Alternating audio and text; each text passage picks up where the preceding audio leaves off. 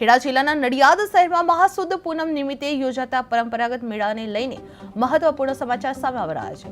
નડિયાદના શ્રી સંતરામ મંદિરમાં દર વર્ષે સાકર વર્ષા પ્રસંગે 3 દિવસનો ભવ્ય મેળો યોજવામાં આવે છે, જે શહેર સહિત આસપાસના વિસ્તારમાં આસ્થાનું કેન્દ્ર બની રહ્યું છે।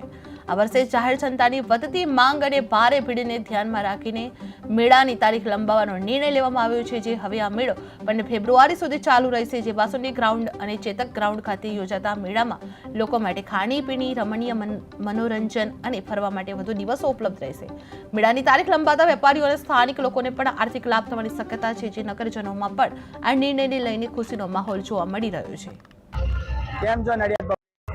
તમારા ફેમિલીના ડિમાન્ડ, નડિયાદ સિટીની આજુબાજુના ગામડાઓની ડિમાન્ડ, એના લીધે અમે નડિયાદની પબ્લિક બધા માટે મેળાની તારીખ એક્સટેન્ડ કરીએ છીએ, જેની તારીખ અમે 15 ફેબ્રુઆરી સુધી રાખીએ છીએ અને આપ સૌને ભરપૂર આમંત્રણ અમે આપીએ છીએ